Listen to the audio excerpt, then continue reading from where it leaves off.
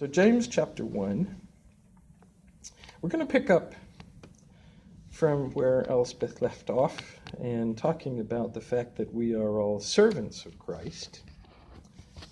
There's also this aspect which I titled, and you'll see it up there, Potholes and Pitfalls. Potholes and Pitfalls. I thought, especially when it comes to potholes, that's a very British subject, isn't it?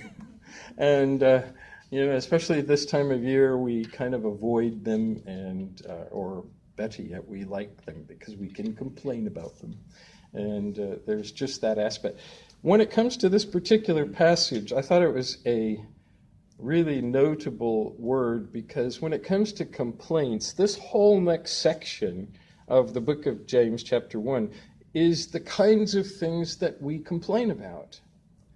The things that come into our lives that just dramatically affect us or might just come in to annoy us, but they all have some kind of an impact, and we want to be able to deal with them, to consider them. Look at verse 2, and let's just start reading there. Consider it pure joy, my brothers. Just stop there. Do you know what he's going to say, don't you? What he's going to say next. I just am going to rejoice. Consider it joy. And then look at what he says. Consider it joy whenever you face trials of many kinds, because you know that the testing of your faith develops perseverance. What if you were to just think of this? Rejoice when your car hits a big pothole, because it means you might get a new car. I mean, there's almost this thought of, what? I'm not going to rejoice necessarily over what this is doing to me. But in verse 4, perseverance must finish its work so that you may be mature and complete, not lacking anything. If any of you lacks wisdom, he should ask God, who gives generously to all without fault, and it will be given to him. Verse 6, but when he asks, he must believe and not doubt, because he who doubts is like a wave of the sea, blown and tossed by the wind. That man should not think he will receive anything from the Lord. He's double-minded. He's a double-minded man, unstable in all he does. The brother in humble circumstances ought to take pride in his high position. But the one who's rich should take pride in his low position, because he will pass away like a wild flower. For the sun rises with scorching heat, withers the plant, its blossoms fall, and its beauty is destroyed. And in the same way the rich man will fade away, even while he goes about his business. Blessed is the man who perseveres under trial, because when he stood the test, he'll receive the crown of life that God has promised to those who love him. When tempted, no one should say, God is tempting me, for God can't be tempted by by evil, nor does he tempt anyone, but each one is tempted when by his own evil desire he's dragged away and enticed.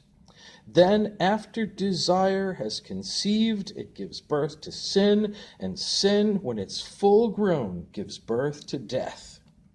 Don't be deceived, my dear brothers. Every good and perfect gift is from above, coming down from the Father of the heavenly lights, who does not change like shifting shadows. He chose to give us birth through the word of truth, that we might be a kind of first fruits of all he created. So a lot of things in the passage that we could pause to think about, but I kind of wanted to make it something that we could remember and take home and consider and meditate on and contemplate, all that kind of stuff. But when it comes to this particular passage, what Paul is really saying isn't about hitting a pothole and needing a new car. It's more about the exercise of going through and straining and having difficulties come into our life which actually go to benefit us. If you can picture the days, if any of you were involved in sport or athletics, I was and had coaches. I think in America, coaches are just mean by nature. They just seem, have you seen them on television? You know, they always shout at you, and of course here they get sacked. But there's just this attitude of having a coach who's mean. And it's a funny thing, because in America, when a coach is mean to you, you actually like him. Those are good coaches, the coaches who are tough on you. And of course, the reason is because they're tough, they want to toughen you so that ultimately you will improve. And when you improve, you'll be thankful for having improved. And this whole is, this is the whole thing. I can't help but see that in this passage where Paul is saying, give thanks. Rejoice when you enter into these trials, these tribulations, because every time you do and you come through it, you're going to be stronger. If you persevere, if you hang in there, it's going to do you good. You're going to see improvement in your life. Now, in our Christian lives, just look back across your own. You can consider the things that you've done that you have thought were really kind of good. I mean, I look across my Christian life and I wish I had more of them. I've probably got a few that come instantly to mind, and I think, yeah, I did something there, and that was really good. That really worked. That was great. When I think about what I did, I think, but I didn't really, in the midst of what I did that was good, I didn't really learn anything from that. I mean, that was just me doing something good that benefited somebody else. Instead, I look at the times when I really screwed up, really did something awful, or had something really awful happen to me, and I think, I don't want to remember that one. That was a time in my life that was actually a cringe. It was awful. It hurt. It was painful. But on the other side of the pain, I can actually see that I learned a lot through that process. I learned stuff I wouldn't have ever known about before. I learned, yes, in some cases, what not to do.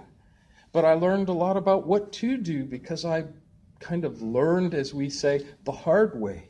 It was a difficult time, but I got through it. Give you, for instance, maybe you can relate to some things, but you get to some stages in life when you come to things and say, God, are you trying to make me trust you? Rather than saying, I'd like you to have faith, I'd like you to believe, I'd like you to get stronger, God puts you in a you have no choice situation, Like when you lose your job, you can't pay your mortgage, can't pay your car bill, can't buy food, can't take care of your family. And you think, God, this is serious, okay? This isn't funny anymore. I'm not learning anything from this. I'm nervous about this. I don't know. And then, you get an interview and you're thinking, this is critical. I need this job. I really, really need this, because if I don't have it, I don't even want to think about what might happen. God puts you through situations like that and you say, I don't know how this is going to all turn out. I say that because if you have those memories and you're still sitting here, you must have made it through them. Something happened. You say, but it wasn't easy. No. But things changed. It wasn't like I wanted it to be. No, probably wasn't. But you're still here. And you learned something through that process that God actually did sustain you. He did carry you through. You do have scars. You might have learned incredible lessons. There might have been things that you'd say, but I can't see any benefit in that. But did you learn in that process how to trust him? Look back in this at verse 2 and you see, consider it pure joy whenever you face trials of many kinds, because you know that the testing of your faith develops perseverance. When you have no other choice, have you ever considered being thrown into a situation you have no control over and you're forced to maneuver and negotiate to be able to save yourself. Picture a person falling in the water who doesn't really know how to swim. You say, oh, that's dangerous. They could die, yeah. What do they do when they're thrown in? There's a series of things that happen. Number one, the first thing they do isn't just to paddle, it's to call out for help. That's the first thing anybody does who's thrown in, who doesn't know how to do the situation. They call out, help! Well, you consider that person and you say, they probably would never have called out for help if they hadn't been in that situation. Now, hopefully, that's the end of the story. Hopefully they learned that by calling out for help, people came to their rescue and they were pulled out. But if they weren't, if that didn't happen instantly, what's the second thing they do? Second thing is they try everything. To paddle and to stay above water. They grab for things. They panic, but they make every effort within their flesh to try to persevere. Now, if the end of this story is happy, and if they live, which we hope they do, don't worry, I'm not traumatizing you on Sunday morning, but if they've learned that, then they learn through the process some appreciation. First, they learn to appreciate the person who pulled them out of the water. I'm so thankful you were there. They give them a hug in their, soaked, sodden body, and they just don't let go of them. Thank you so much. And they learn appreciation they may never have had. On the other hand, they may learn that some of the things they tried when they were in the water didn't work, I remember when I was a kid and I was doing inner tubes down a river, and I was told, just leave your plimsolls on when you go in. And of course, if you've ever tried to tread water in plimsolls, it just doesn't happen. So here's me going, ah! And I knew how to swim, and I thought, first thing I did was kick them off, and then I'm fine. And I thought, I've learned a lesson. Don't wear your plimsolls in the water, You learn little things. I tried this, it didn't work.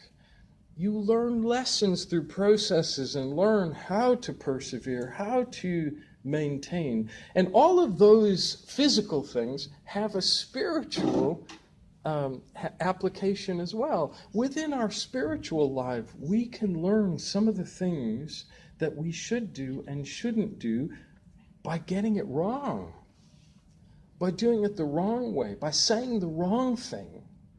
Did you ever try to comfort somebody and say something that made it worse? I hate that. There's nothing worse than coming up and saying something to somebody. And this happens frequently within some of the counseling situations with people who are bereaved. Somebody loses a loved one, and you get some idiot. I'm saying that. If you've ever said this, forgive me.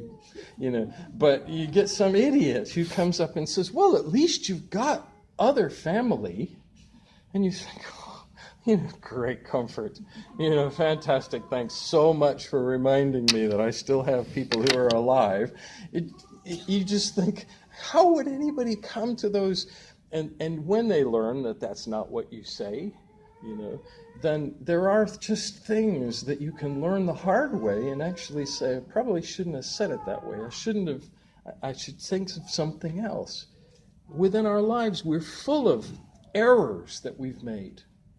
I've told you stories of some of mine. I don't want to tell you all of them. You'll think me worse than I even am. But I have made loads of mistakes. I said to a lady once, you're expecting a baby. She said, no. That was the end of that conversation. Are you expecting? When are you due? I'm not pregnant. I'm sorry. I never say that now. I'll wait till they say. By the way, I'm having a baby. I didn't notice. It's terrible. Yes. Yeah.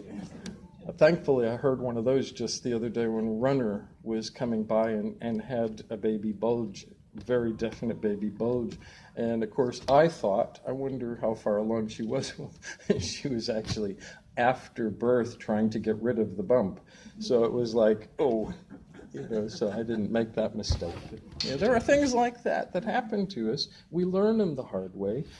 But learning the hard way teaches us actually more lessons than doing it the right way.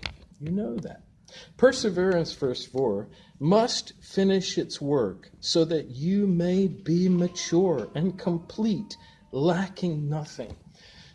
I think the key in that passage is simple. God desires for you to have the whole of what he has for you. Sometimes we in life try to get along by doing just enough to get along. Do you know how it was in school? When you knew you had things you needed to pass and you thought, I don't care how good of a grade I get, as long as I pass. If I've heard that once, I've heard it 100 times from kids. I don't care. I don't care if I get an A star. I just want to pass. I just want to get through the class. And we think God doesn't work like that. He wants us to have the whole experience. He wants us to be complete. And as the verse says, he wants us to lack nothing. He doesn't want you wondering, I'm missing something. He wants you to have it all. And so the things he puts us through in life gives us a full spectrum. Some of us would just prefer to get through life without difficulty. If I were to ask you, what's your goal in life? Well, I just kind of want to get through life without difficulty, I don't want to have the losses some people experience. I don't want to have the physical issues some people have to live with. I don't want to have the relationship issues that some people have to deal with. I want to just kind of smoothly go through life without those problems. And God says, actually, I want you to be able to know how all of that works, how it makes, how I can still channel everything bad into something good. Have you ever read a Bible story of somebody in the Bible and felt sorry for them? I actually have done that. I've read through the Bible, and I mean, there are times, first time I read the story of Joseph, I thought, oh, poor guy. I mean, all he did was share his dream. It's probably a stupid thing to do. This is me, reading it. Probably shouldn't have told them, you're all going to bow down to me and worship me. I mean, there maybe, God had a plan. He should have done it because there were issues. But at the same time, you think you really might have diplomatically dealt with that a little bit better. And then, of course, he's in the prison and he shares the story about the dream, and he's thinking, yes, I'm going to get out of here. And it doesn't happen.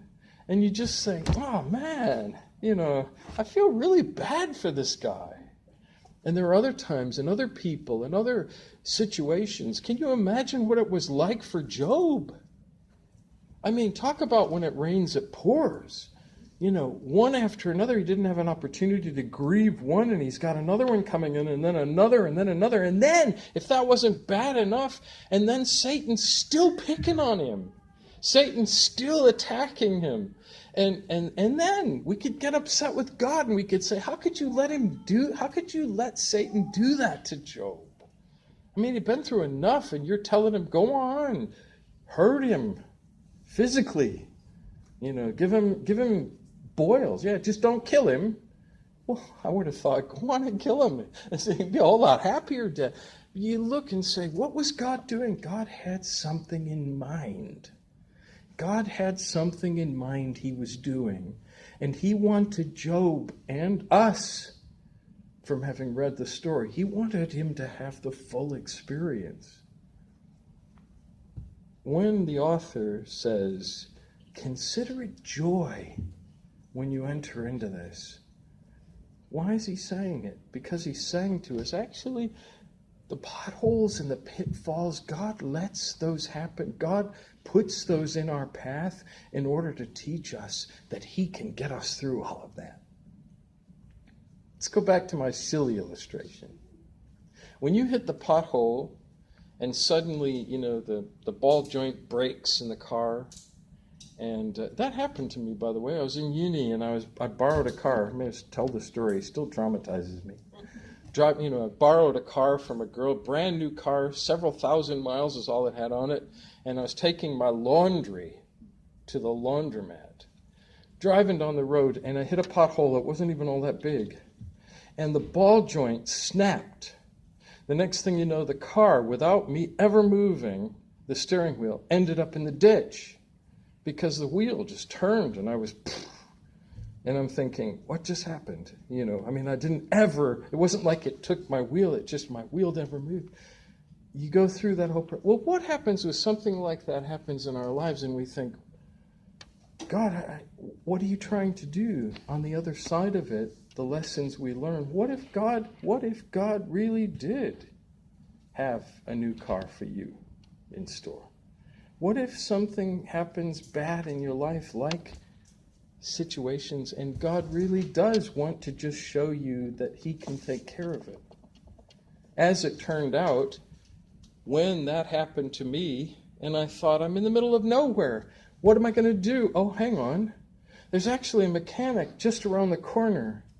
I walked down to the mechanic. He had a tow truck. He came, got it back out, took it down, repaired it, and it all kind of was okay. And I thought, that was kind of interesting that I'd happened to break down right there. Now I've got to tell the girl. You know how bad that's going to be. I'm going to tell the girl, I borrowed your car, and by the way, I ended up in the ditch. I'm really sorry. I know it was a new car. And I thought, she's going to be so cross.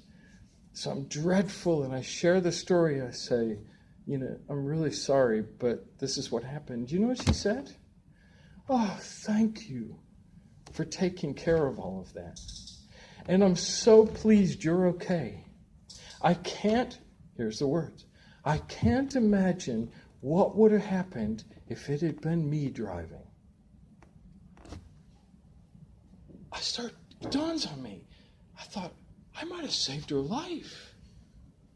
I was in the middle of nowhere. She never drives in the middle of nowhere. She'd always drive out kind of on the A roads. What if she'd have cut across traffic? I thought, my goodness, wow, never thought about that. Because God allowed me to go through what I went through, maybe that was to protect her, because he knew I'd be okay. He knew I'd just learn from it. Maybe I needed to be woken up a bit. Maybe I needed to do my clothes a bit more often, so I didn't have to borrow cars to do it. I don't know, but the lessons learned and all of that was to show me actually God has a huge plan and he's doing lots of stuff. God's will versus Satan's. Just want to touch on this. If you can get a hold of this truth in your Christian life, it'll go a long way. You'll keep this for a long way. There are two simultaneous plans going on side by side in your life. One of them is God's plan, and one of them is Satan's. Satan's plan, I can tell you right now, isn't good. He's going to throw as many potholes and pitfalls in your life as he can manage. He's going to keep them up. He's going to bombard you just about the time one ends. He's going to have another one. He's going to constantly be doing it. On the other side, there's God, who lets him. Because actually, he's going to use absolutely everything that Satan throws in your path to make you better, to help you get stronger. And instead of complaining about it, which is our nature, instead of just dreading it, instead of blaming God, take what is being said here, rejoice in it.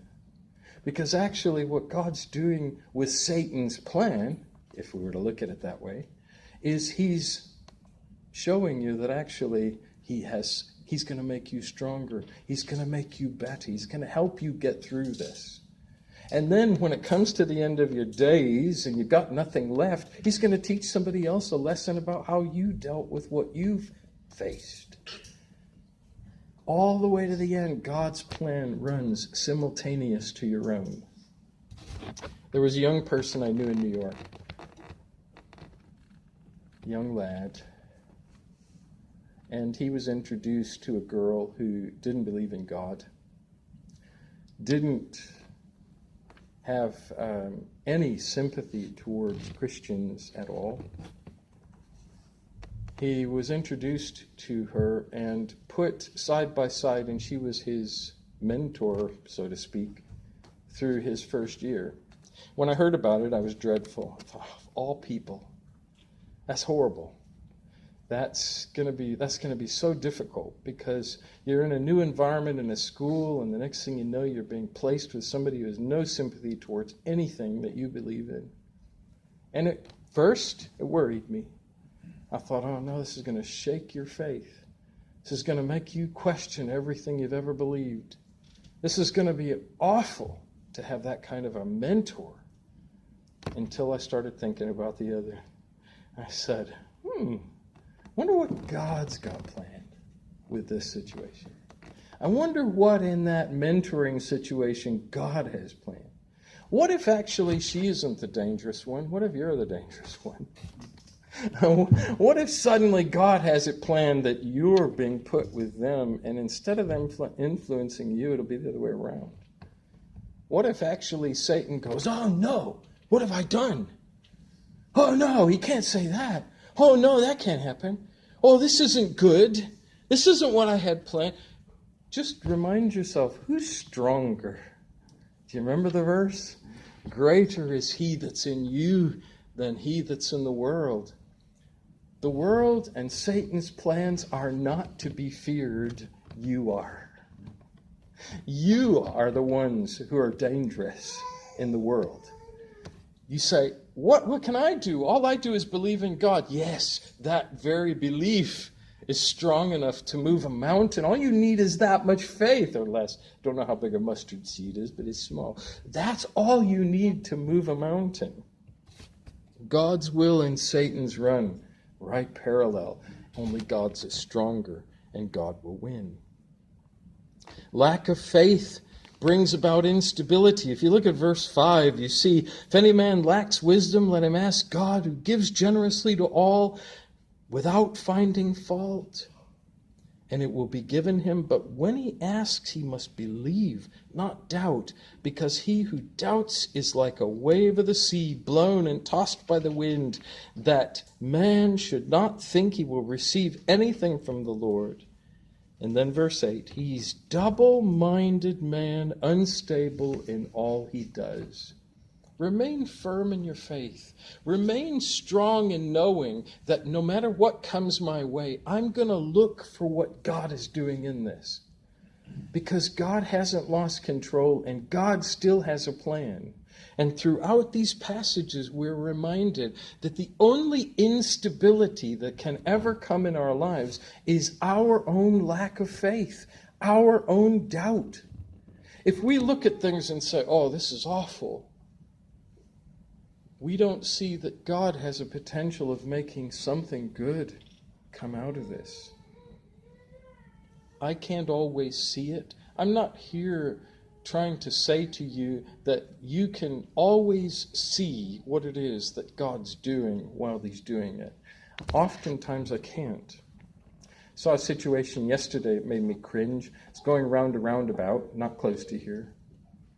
But I was just coming up to a very busy roundabout, and I was ready to just make my turn, and glanced to the right and saw, you'll cringe, saw a vintage Rolls Royce, which for whatever reason, because it had a British registration, had turned the wrong way on the roundabout and hit another car head on.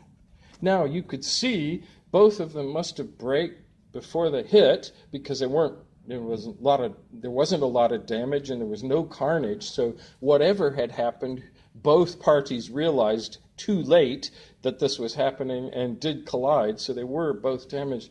And all the thinking in my mind was, that's going to be very costly.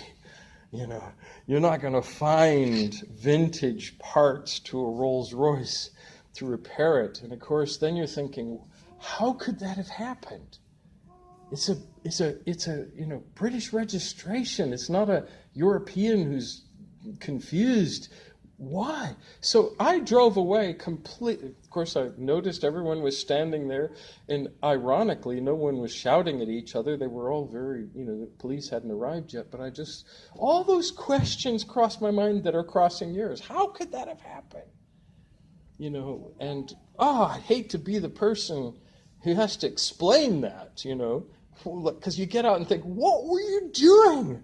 What are you? And your car, look at your car. And of all cars, all of the thoughts cross your mind.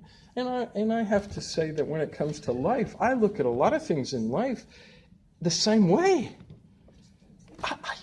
I look at the situations that you confront and I think, I can't give you any answers.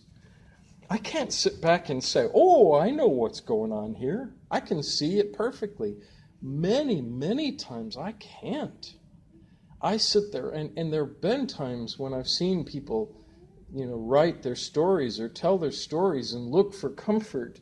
And they look at you, hoping you're going to give them comfort. And I have to say, I don't know what to say. I mean, I just don't know how to comfort you. I can't think of anything except this. If you're a Christian, there can be enough faith in you to say, and we use it sometimes and it sounds so trite, I don't know, I can't see, but I do know God does still have a plan. God still does have a purpose. In time, maybe a long time, but in time, his purpose will reveal itself. You'll understand. You'll know, and you will believe that God actually is still in control. But I don't have all the answers. I just know that my lack of faith would bring about instability. The last thing I want to read is the last few verses 16 to 18. Don't be deceived, my dear brothers. Every good and perfect gift is from above, coming down from the Father of the heavenly lights, who does not change like shifting shadows.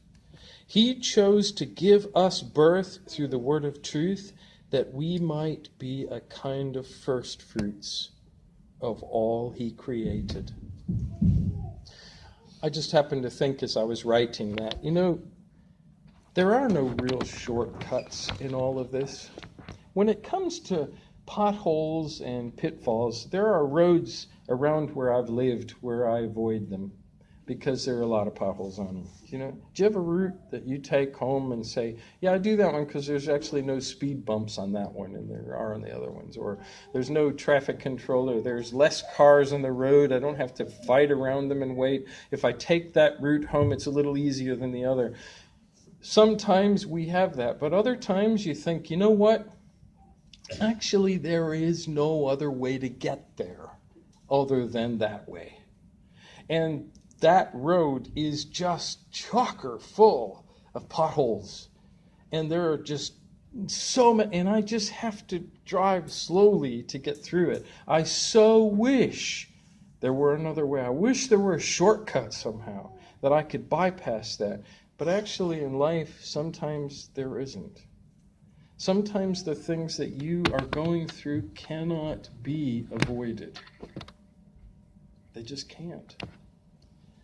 The lesson for us in all of that is, if I can't avoid them, then I want God with me. I want him there with me, reminding me that he hasn't lost control. That it isn't, what we do now, we blame the sat-nav when you're going down the wrong way. Where is this taking me? But with God, we know that we can rely upon his navigation, that he's not going to lead us astray. We might look to him and say, God, do I really have to go through all of this? Is this really the only way that I can get there? And he says, I'm with you, and I'll see you through this. Just go, avoid. You're going to get stronger. You're going to get there. You're going to learn. You're going to be able to trust a bit more. In fact, while you're going through all of it, what does he tell us to do? Rejoice, because you're going to get there. Rejoice, because I'm in control.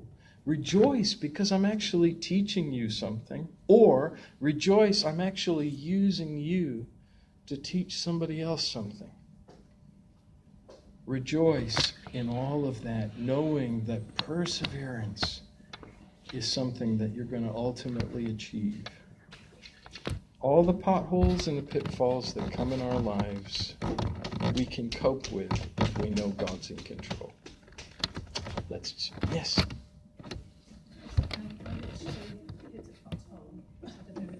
This was about a year, 18 months ago. Why don't you come up and... Yeah. I think I may have told some of you this story, but this has sort of vividly reminded me of it. It's about a year, 18 months ago. I was on the road between Steventon and Hanley, hit a pothole, had a terrible puncture.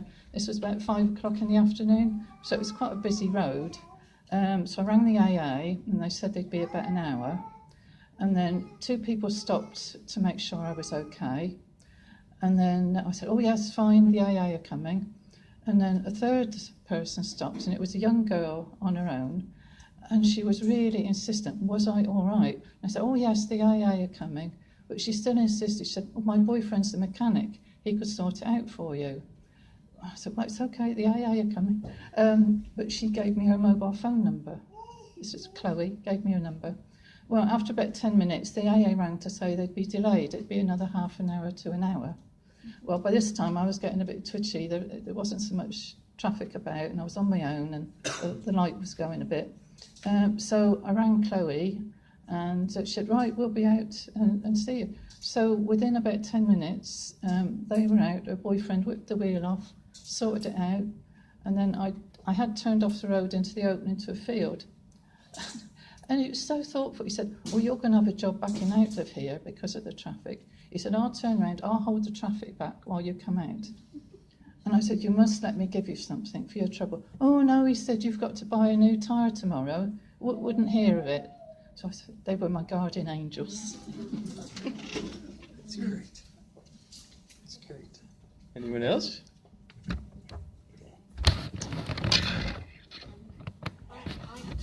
Many years ago, I broke down on my first.